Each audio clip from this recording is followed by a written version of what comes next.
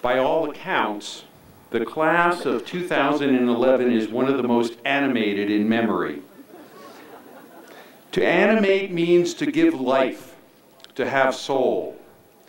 And so we invite the creator and animator of all life, both to comfort us today, all who mourn the loss of life, and to inspire and remind each of us anew that it's time to animate your life. Draw from your family. Draw upon your teachers and mentors. Draw close to your friends. Draw out your true self. Draw what you know. Draw outside the lines. Draw beyond your wildest dreams. Draw away from the pain. Draw through the obstacles. Draw up the earth and draw down the sky. Draw upon all that is sacred and draw in all that is holy. It's time to animate your life. Amen.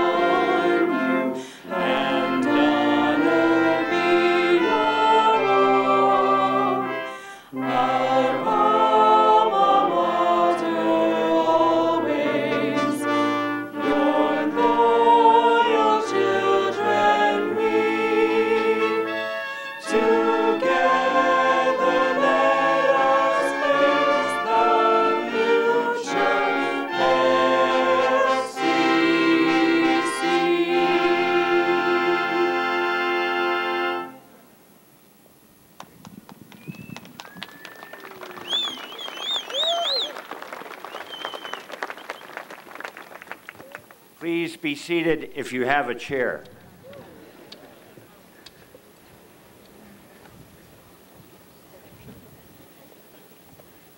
I'm checking it out for faculty because we had such a great turnout. Good morning. Good morning. Can you believe this morning? My name is Dick Celeste, and for 37 more days, I'm president of Colorado College.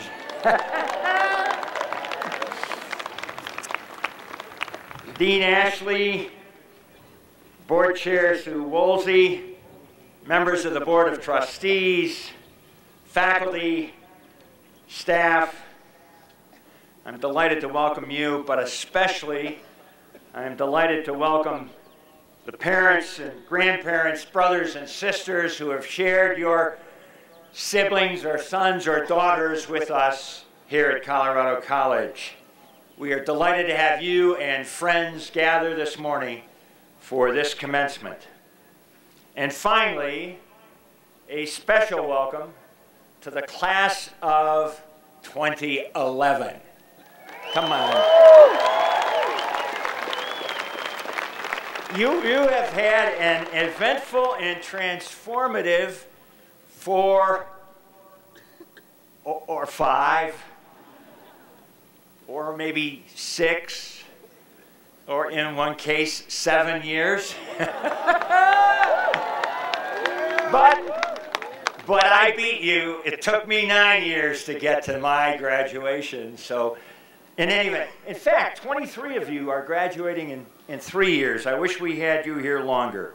But I congratulate you on this day.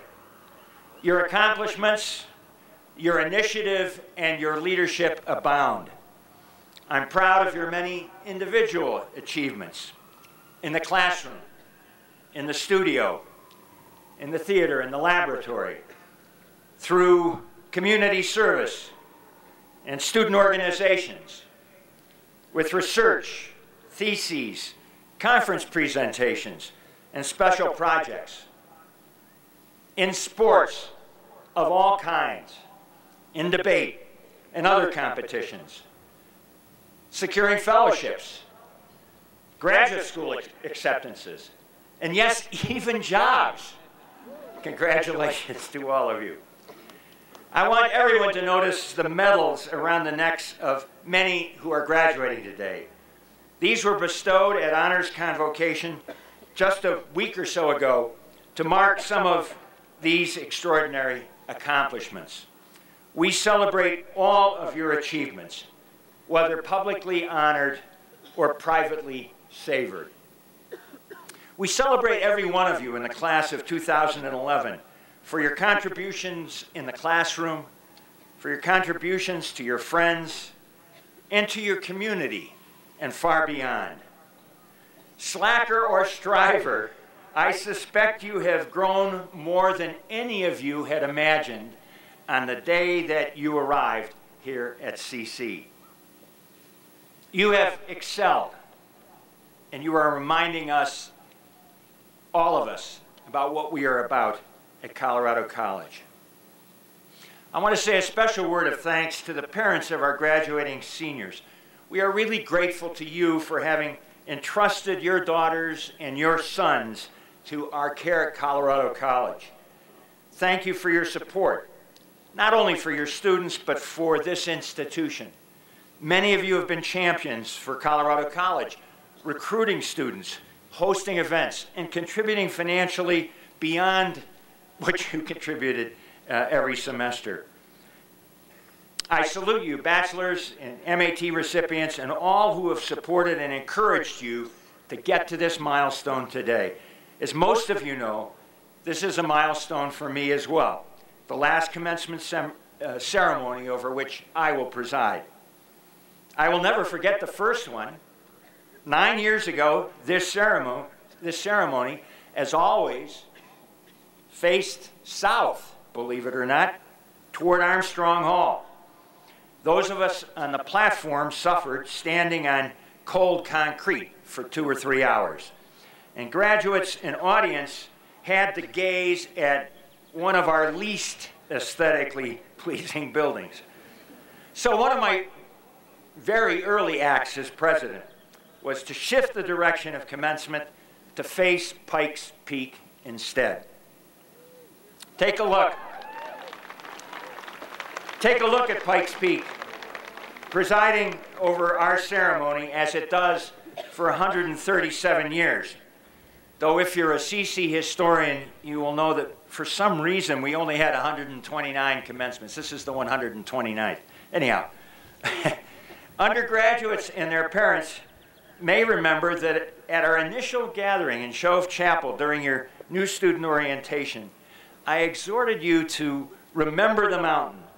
Always orient yourself around Pikes Peak. I said that the mountain endures.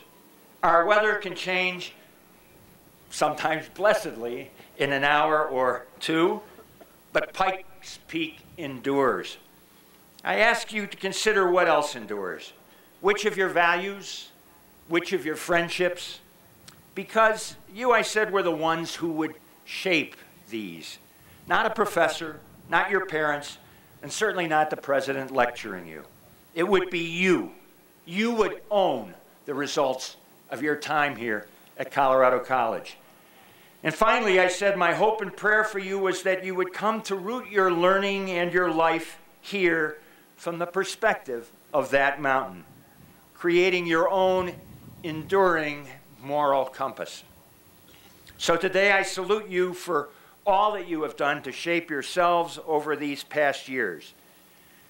And now look once again at the mountain and keep that picture in your minds as a symbol of your enduring place in the Colorado College family. I know that I will, and I will always consider myself a member of the class of 2011.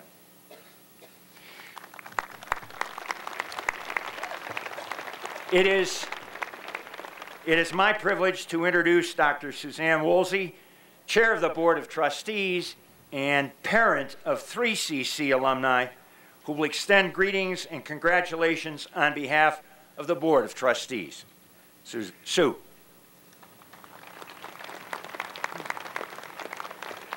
Good morning. I'm delighted to be here. I'm astonished to be here in this bright sunshine, and it is a very exciting morning. I can remember we had sleet on our first son's graduation. It was 97 on our second son's graduation, but like Goldilocks, we got it just right the third time, which is very much like this. I represent the Board of Trustees, which is a kind of shadowy group behind the scenes. We're not as shadowy today as we usually are because there are many of us here in the procession, and you can see that we have these special little badges. These are not honors. This just shows that it's our job to make sure the stewardship of the college goes on, that the college is strong, that when you come back for your reunions, you're going to be even more proud to be CC alumni. My sons, who now are out in the world and having a wonderful time, salute you and are envious of you because you've got this great adventure just starting. Stay close to your CC friends, have a wonderful time, and congratulations to the class of 2011.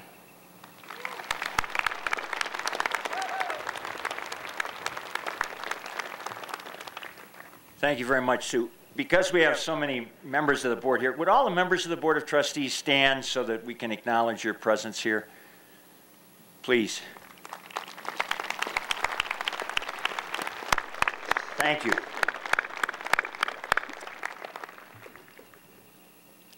It is my honor to welcome our 2011 commencement speaker, Mark Fiore, CC class of 91. A Pulitzer Prize-winning political cartoonist. You may have read about Mark in the program, and you will certainly hear more about him when he receives his honorary degree. Chosen by members of the class of 2011, will you help me welcome Mark Fiore? Mark.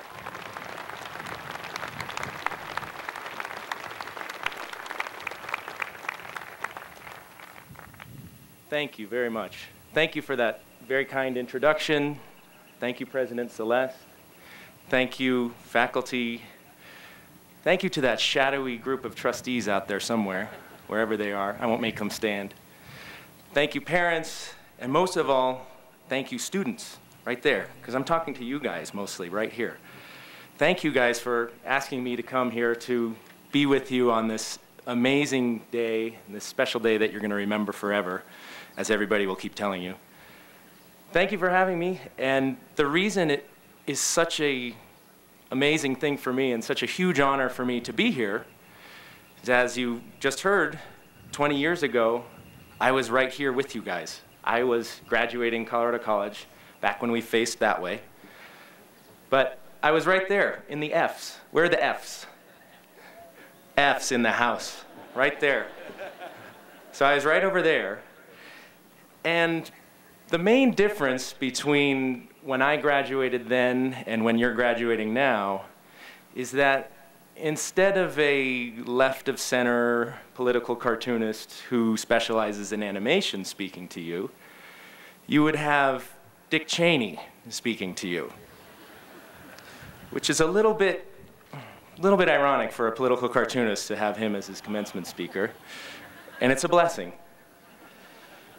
But that's right, it was Dick Cheney speaking to me at graduation, and I don't remember exactly what he said, But it was probably something along the lines of, what do you want me to say? Go forth and rule the world, or something like that. I don't exactly remember, and I don't know if, because I'm speaking here now today, if I'll go on to become Secretary of Defense, or if I will be a comically evil vice president who's God's gift to cartoonists everywhere. But I do know one thing. I know that if Dick Cheney had spent more time on this campus playing Frisbee on this very quad like I did, that there definitely wouldn't have been a bogus run-up to war based on WMDs that didn't exist. But I digress. I'm not here to talk about politicians and bash political figures, as much fun as that is. That's what I get to do every week, fortunately. And what I'm really here to talk about is the path of my life and how it relates to the path of your life, and the incredible influence that Colorado College had on me. It was the most formative 4 years of my life to date.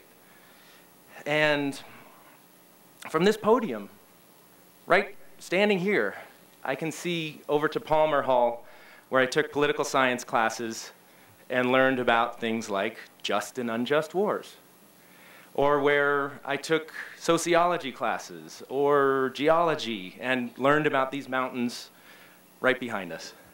I can look over there to Slocum and see where I met Slocum first year. Now I'm going for the cheap applause line. One West in the house? But I knew there's some out there.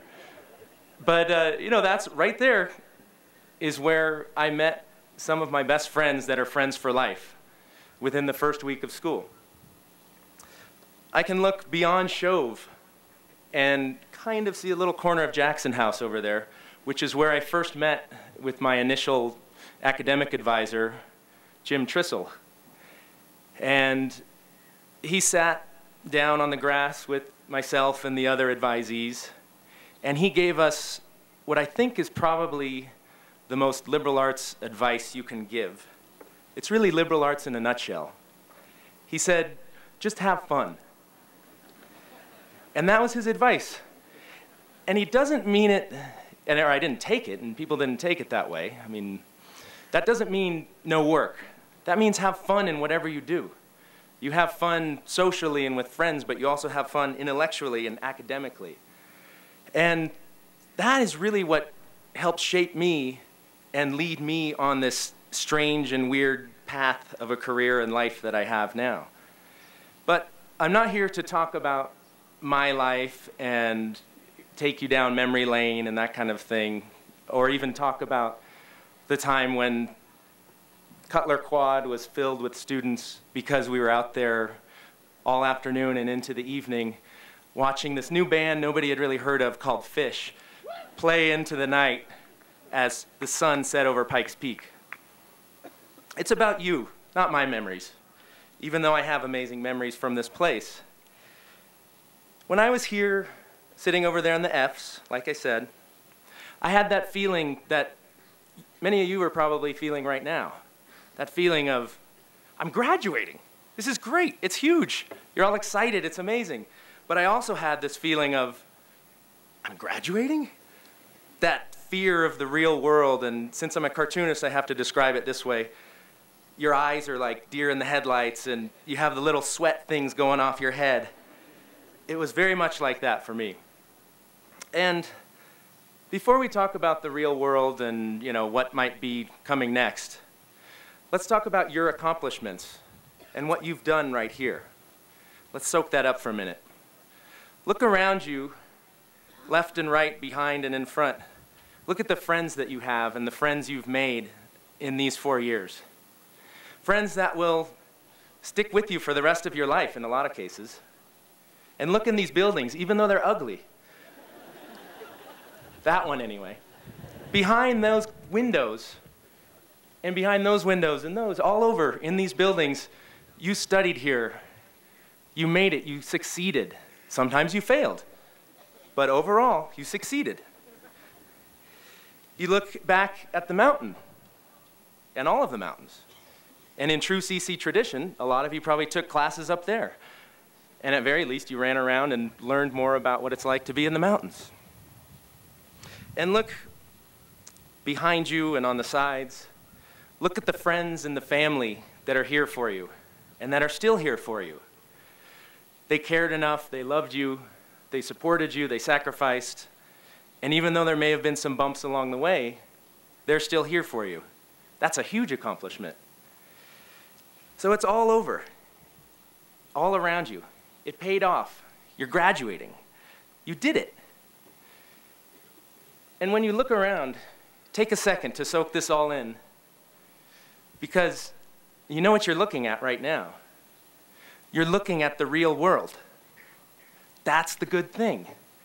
And since I basically was where you are and I am one of you, I know that's true. There's no phony disconnect between the supposed CC bubble and the real world. The best part is that doesn't have to exist. And the reason that is because the things you've learned here, the intellectual life, the friendships, this feeling of community, you still have that. You have all those wonderful things about Colorado College. And you take those with you. Take CC with you. And it took me a certain amount of research and some years to figure that out. But I'm not talking about chipping off a chunk of Palmer, even though it's really nice stone, Lion sandstone, if I remember right. I'm not talking about that. I'm talking about taking the things from your liberal arts education and from the creativity and the intellectual side of your life here. Take that with you wherever you go. And people scoff. I mean, I've heard it, and I'm sure you guys have heard it. People talk about liberal arts education, and they say, yeah, what are you going to do with that? Or they talk about even better. English major? Yeah, good luck. But in my years after college, after this college, what I realized is that the most important thing you take with you as a graduate, or an excruciatingly close to being a graduate, one of the things you take with you is adaptability. And what better way to teach adaptability than in a school that lets you digest an entire year's worth of material in 3.5 weeks, again and again and again. It's such a perfect preparation for life. And as you already know, and I'm sure people have been telling you with sick satisfaction, the days of job stability and gold watches at retirement are long gone. That's not my Dick Cheney voice, that's my self-important pundit voice. We're in the worst economy since the dinosaurs or the Big Bang or the Great Depression or something like that. Which means it's a perfect time for creatures like us. We're the little small furry creatures, not the dinosaurs. We're the ones that are adaptable and can run around and figure things out on the fly. So one of the most important things is this adaptability. And take that with you. Now, unfortunately, one thing that's a little harder to take with you is the block break. But don't despair, because in my strange and wonderful job, I somehow have developed a block break within my weekly schedule. For over 20 years, well, under 20 years, my cartoon deadline has fallen on a Wednesday because block breaks are so ingrained in my head. It's amazing. It took me, I didn't realize it until like, 10 or 15 years into my career, and I said, wait a minute, how did this Wednesday come about? And it was from here. So it can be possible. And, as you guys know, nothing beats the feeling of a block break, except maybe the feeling you're having right now. And I'm not talking about the hangovers. So, as far as adaptability, in my strange and fun job, I've had to adapt all along. I left Colorado College with the intent and the laser beam focus of getting a job at a newspaper as their staff political cartoonist, which is a crazy weird thing to try and go for, and it's a long shot in even the best of times. And that didn't happen, and so instead what I did was I started self-syndicating my own cartoons and just selling them myself to newspapers all over the country. And along the way, what I decided to do was experiment with animation. And I thought, oh, hey, maybe I can animate these things and try that. Then, lo and behold, I get a job as a staff cartoonist at a newspaper, my dream job, and did it for a while, but it was an awful time for the industry, for the business, for that particular paper. So I left that and went back 300% doing political animation. And I've been doing that ever since. And now, I don't want to give you the phony impression that it was all this beautiful upward trajectory to creating my wonderful Purple Mountain Majesty liberal arts cartoons. It wasn't like that. I had to figure out a way to support my cartooning habit, my cartooning addiction, really. And in order to do that, I had to get some regular old job. And there was nothing wrong with that, but it helped me build up my cartoon career. And the first one was at a hardware store. The next one was actually my first job in the world of the media. And in this media job, my job was to move pallets of magazines around a warehouse all day long. But they were magazines you may have heard of. They were famous magazines. Anything from Better Homes and Gardens to Penthouse to Hustler to ones I probably shouldn't mention. But that job didn't last long. I didn't stay there very long because, you know, not all that rewarding.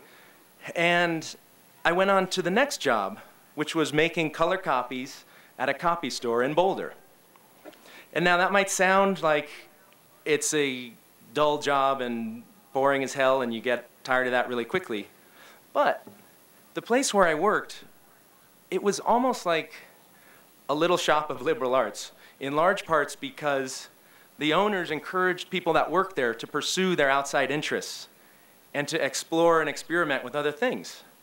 So that was the first place where I ended up scanning in my cartoons, and that was also the first place where I heard of this thing that was new called the internet, which really kind of dates me.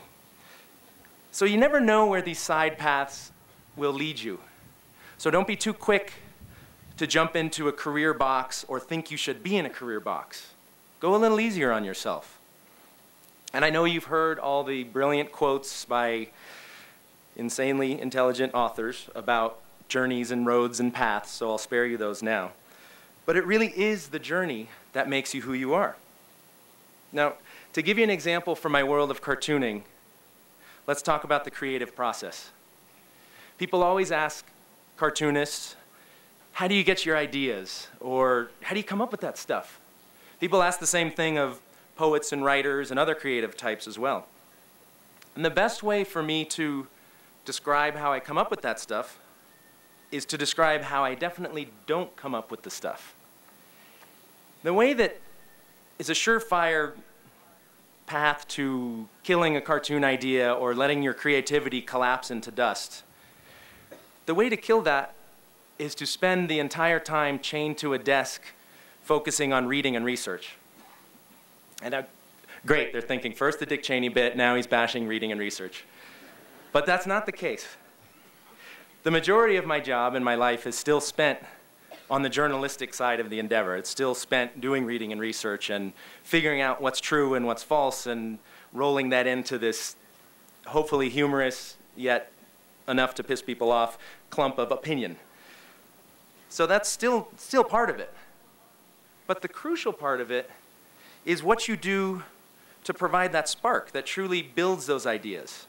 And now, it can be anything. It can be as simple as a walk down the street to a park. It can be a trip to Borneo to see flying squirrels. It can be a hike in the mountains. It can be seeing a homeless person on the street. It can be going fishing or tripping over a curb. Any number of things that make up living life can help you build that spark and build ideas. And it's not just for me and cartoons. It works for my cartoons and for my life. But it's the same thing for novelists, CEOs, physicists. It's the same thing. You need that outside creative spark. And everything along the way, even though it may not seem like it, is essential to finding your way. And what is the way? That's the fun part, figuring out that way. What's your path? What's the way? And right now, it might seem a little nerve-wracking, but if you just go out and live life, it will happen. And living life might entail going to med school. Living life might entail spending some time at a ski town, working as a lift op. But whatever you do, it's going to help you find your way. So now that we've talked about the way and living life and all that, let's talk about death threats. One of the most fun parts of my job is hearing from readers and viewers who sometimes like, sometimes not so much like my work.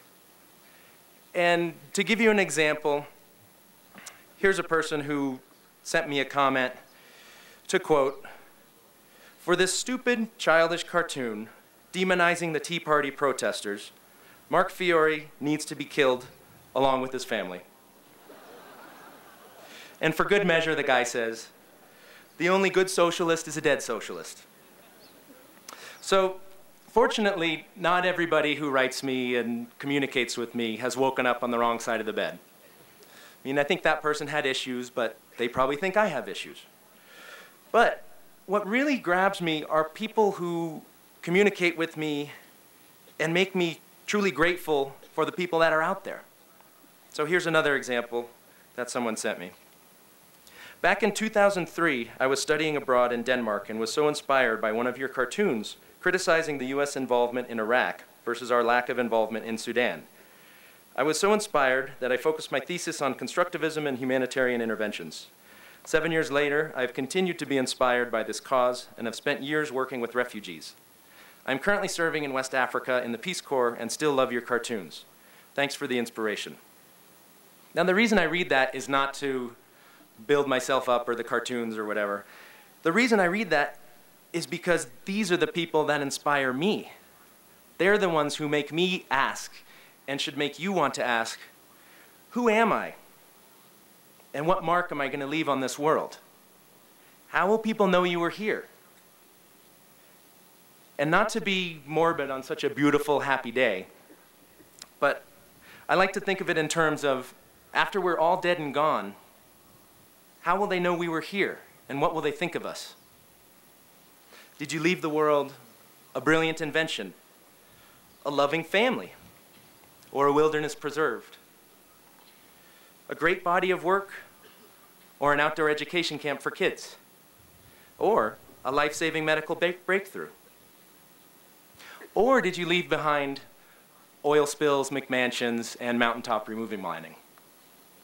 But the choices aren't always that obvious between good and evil, or what I feel is good and evil. But now is the time to start making those choices and paying more attention to the direction you steer your life. You're in charge. It's not about accumulating the most stuff, obviously. It's about leaving your mark and deciding what that mark is going to be. It's about growing and learning, because that never stops. It's not just something that happens here. That happens all the time. And you're in trouble when it does stop. So you keep doing that. So leaving your mark, making a difference, making life matter, however you say it, it's never too early to think about what you want to leave behind. You've got it all here in this place. But fortunately, now you also have it in your head and you have it in your heart. Thank you.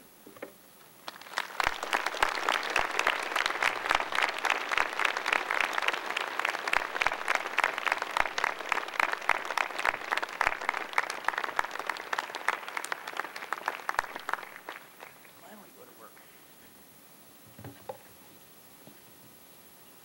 think you go over there, and Mark stands in the middle between us. So you want to go over to the microphone there? Or you can do it right here. Yeah, you go to that one and read it. We haven't rehearsed.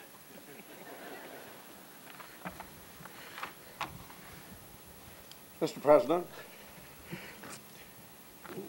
when Mark Fiore was awarded the Pulitzer Prize just over a year ago, the national media were quick to observe that this was the first Pulitzer ever awarded for animated political cartooning, confirming that Mr. Fiore was at the forefront, not only as a cartoonist of distinctive talent, but as a leader in the development of the powers of the internet. The summary in the commencement program details the artistic evolution of Mr. Fiore, first as a print cartoonist at the San Jose Mercury News, and since 2001, his swift rise as the master of the new medium of animated political cartooning on the internet. By way of his affiliation with the San Francisco Chronicle website and his own site, markfiore.com, and numerous other web locations, he vaulted to national prominence. The Pulitzer Committee praised him for his biting wit, extensive research, and ability to distill complex issues that set a high standard for the emerging form of commentary. The Wall Street Journal recognized him as the undisputed guru of the form. These were not the first of his accolades and awards, nor will they be his last. Mark's professors at Colorado College like to think that we had a part in his liberal and artistic education. Mark took 2 political science courses from me, and when he was a major, I served as his academic advisor. In his quiet and perceptive way, he absorbed the ideas of Machiavelli, Locke, the Federalist Papers, and other classic works. He enlarged his horizons by the study of developing nations. All the while, he was taking an array of courses across the curriculum. At CC, Mark pursued his love of art and cartooning and bound them more closely to his fascination with politics. He got help and encouragement from our art department, and on occasion he would come to my office with a sheaf of cartoons on current affairs. Some were pretty rustic, but clearly they forecast the trend of great cartoons now and in the future. Most impressive was the way Mark integrated his wide academic interests with his ability to use art and brilliant satire in his work. He is a model of a liberally educated professional. For that reason, Mr. President, it is my great pleasure to present Mark Fiore, a son of Colorado College, for the degree Doctor of Humane Letters.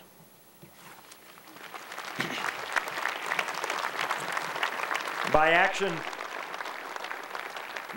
of a joint committee of faculty and trustees, and by virtue of the authority vested in me, I confer upon you, Mark Fiore, the degree Doctor of Humane Letters, honoris causa, and admit you to all rights and responsibilities pertaining to this degree. As a token of his honor, I ask that you be vested with the hood appropriate to the degree, and I present you with this diploma.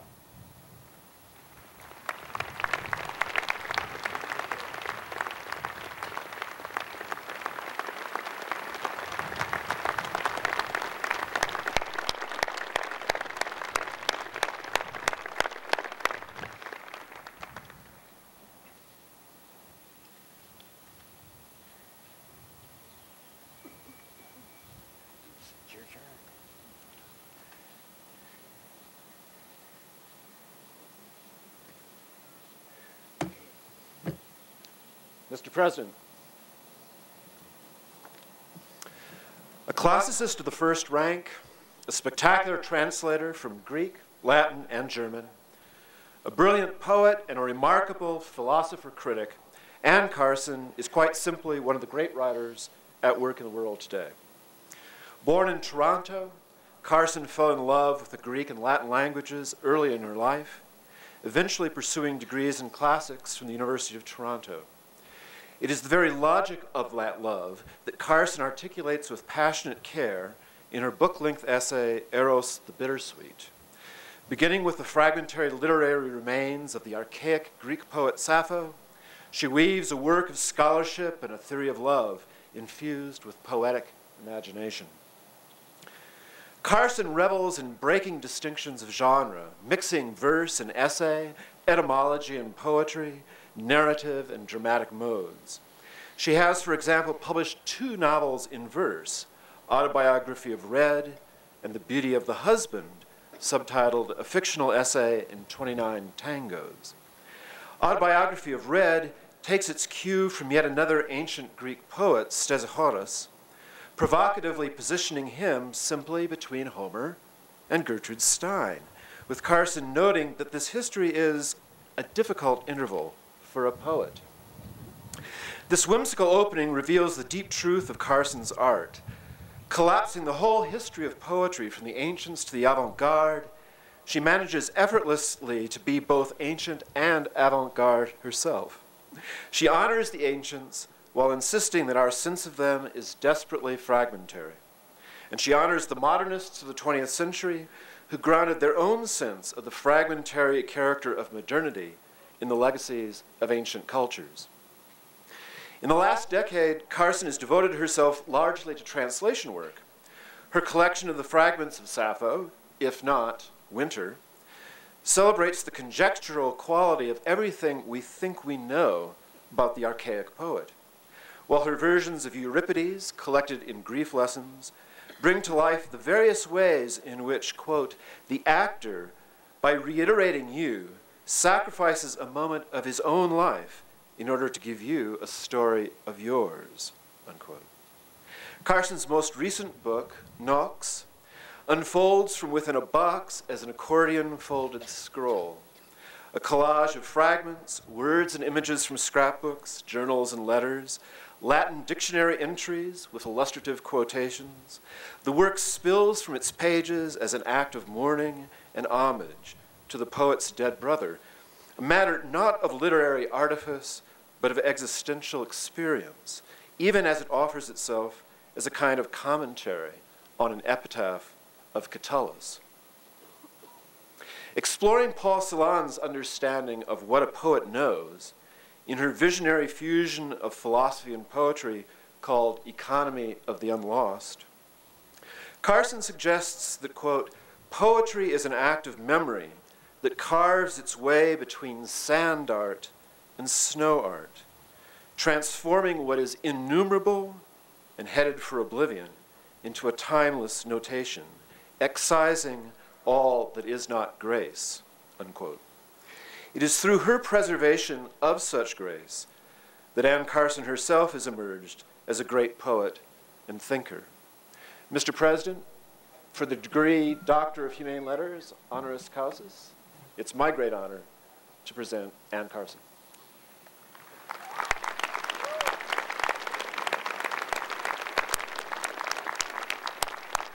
By action of a joint committee of faculty and trustees, and by virtue of the authority vested in me, I confer upon you, Anne Carson, the degree Doctor of Humane Letters, honoris causa, and admit you to all rights and responsibilities pertaining to this degree.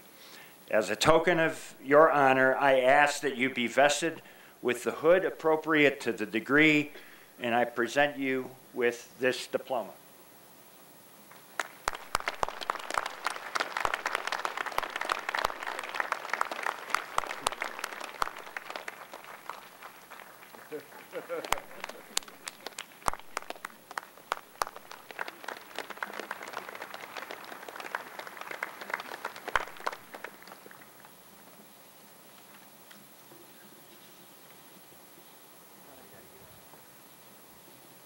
Madam Chair, the distinguished career we celebrate this morning began with a liberal arts education at Yale University. Dick Celeste continued his studies as a Rhodes Scholar at Oxford University, where the emphasis is also on the liberal arts and on the formation of reflective and committed citizens. Dick Celeste put his education to use in public service as director of the Peace Corps, state representative, lieutenant governor, and then governor of Ohio, partner in an economic development consultancy firm, ambassador to India, and president of this college. Washington, D.C., Ohio, India, Colorado, agency head, elected official, businessman, diplomat, and academic leader. Each step carried different responsibilities and demanded different talents. Each new task meant moving away. Each change involved taking a risk. Each new set of responsibilities required learning something new. Some common elements unify this rich and varied career. Dick Celeste has held a series of positions that required versatility, imagination, and courage. That his success at every stage opened the way to the next shows that he has known how to deal with conflict, manage the unexpected, and rally people to a collective vision. To the phase most important to us, his presidency, he brought a set of stories, lessons, and values informed by all his past positions. Inevitably, they shaped many of his most important contributions here: his enthusiastic advocacy of Colorado College, his determined commitment to diversity and to financial aid, and his interest in civic engagement and international education. His multifaceted career explains his optimism and the easy connections he makes with students, faculty, and staff, with parents and alumni, and with the local community. Dick led the college with flair, at times arriving at work on his Segway. He and his wife Jacqueline welcomed hundreds of guests to Stewart House with an elegant informality. They have made a place for themselves in this college, this town, and this state. I am sure that he will segue to the next stop, nicely balanced, leaning forward, and with plenty of momentum. Dick Celeste models the promise of an education based in the liberal arts, openness to the world, the agility acquired in interdisciplinary learning, and the confidence to change course, not once, but many times. He represents what medieval educators, and in their wake, the founders of Yale and Colorado College sought to produce: the involved and thoughtful citizen. Madam Chair, I have the honor and privilege to present for the degree Doctor of Humane Letters, honoris causa, distinguished public servant, active citizen, and champion of liberal arts education, Richard F. Celeste.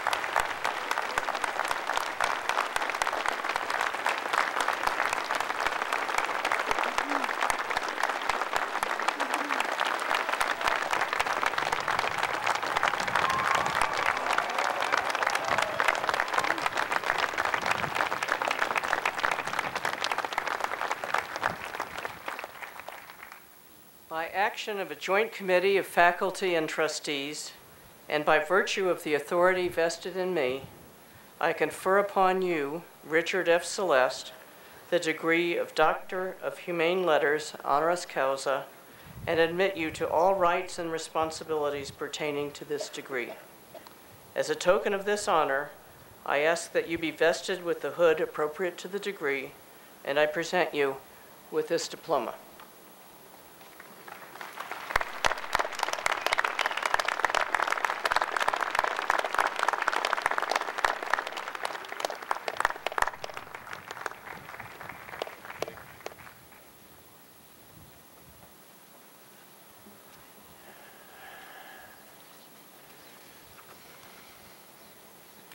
Thank you all very much. Now it's my pleasure to introduce Joel Miner, who was elected by his fellow seniors to give the student address. Joel hails from Lafayette, Colorado, and he is an environmental policy major with a Southwest Studies minor. Joel doesn't stand a chance of sneaking up on anyone today because of the clanking of his numerous honors medals. I think a record for any student recipient. He was co-leader of the CC debate team, honor consul, AMA and ESL, English as Second Language Tutoring Organization, and Equal. Joel was also involved with ENACT and the Cipher, and he served as a student representative on the Presidential Search Committee and the Diversity Task Force. In the fall, he will be attending Stanford Law School, where he will focus on environmental law and also earn a joint master's degree in environmental science. Joel is an extraordinary student, an extraordinary human being. I am pleased to call him my friend. Let's welcome Joel Miner.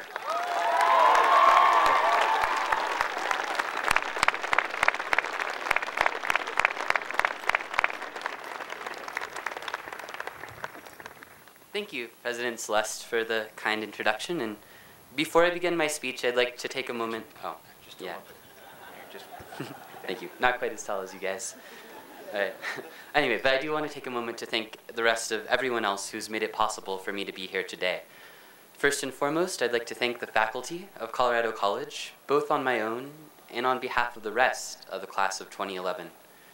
In particular, I'd like to thank Phil Cannon and Barbara Whitten, who have spent countless hours with me inside and outside of the classroom, giving me advice and listening carefully to my own ideas.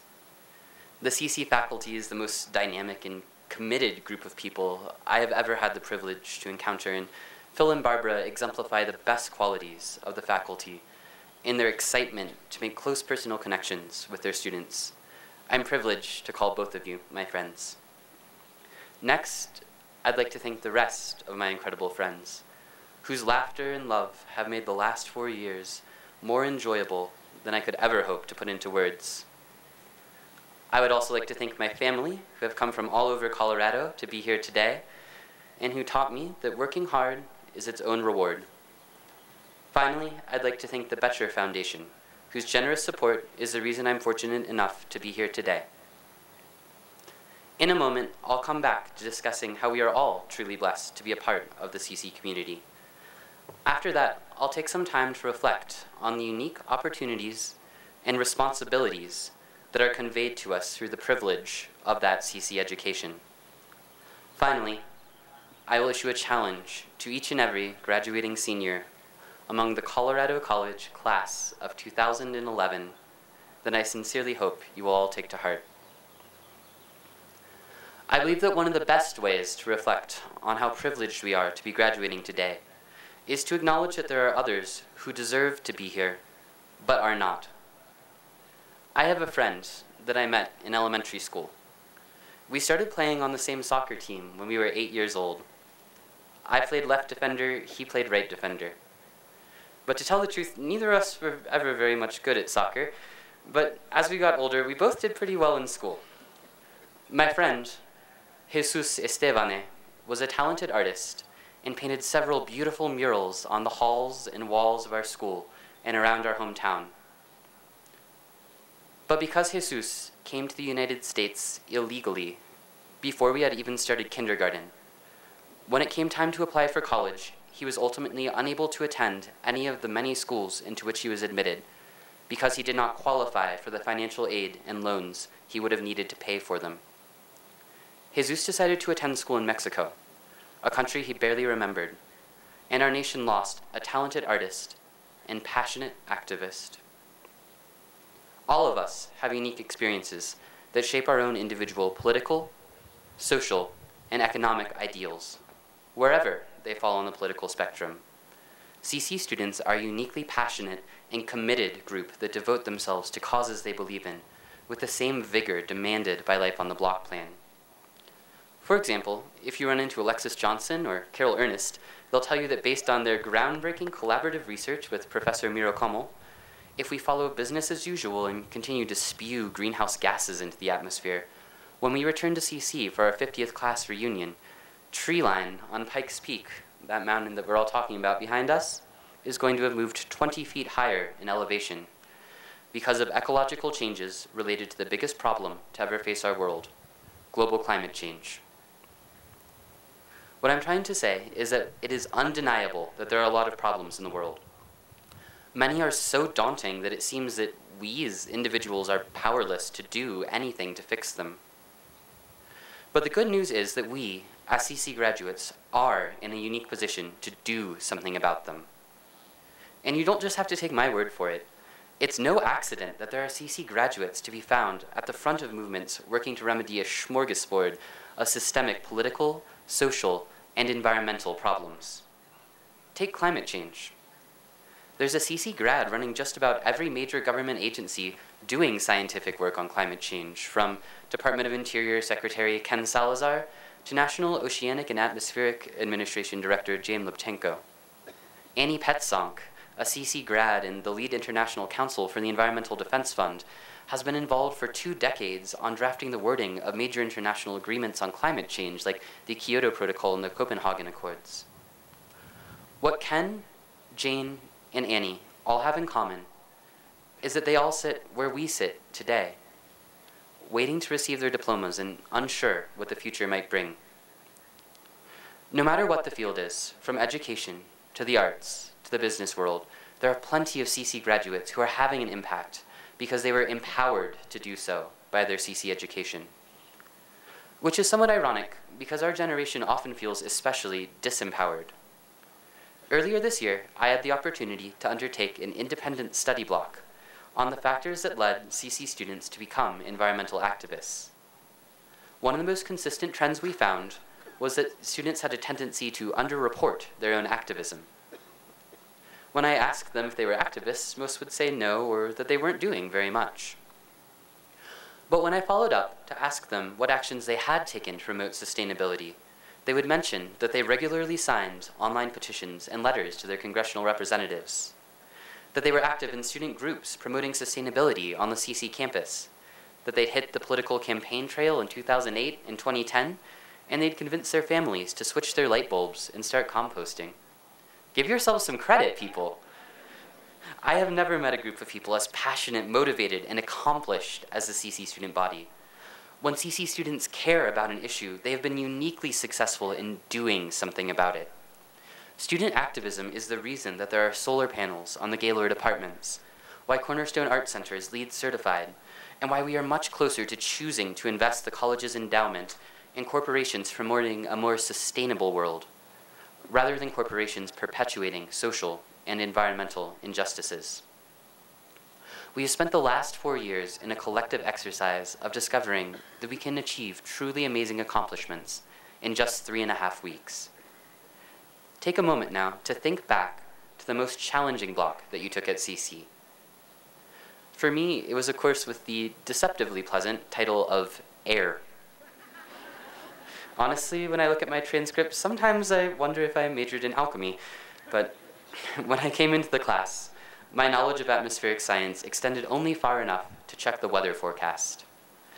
I came out of the class first with recurring dreams about ozone layer chemistry, and with the knowledge that I could learn a whole new way of seeing the world around me in less than a month. The unique habits of mind and unusual work ethic required to get things done on the block plan mean that everyone here is empowered to go out into the world and change it for the better. And with that empowerment comes a responsibility. A responsibility to use that power just for that. To make the world around us a better place than it was when we came into it. Certainly, no one can do everything, except possibly Lizzie Steffen, but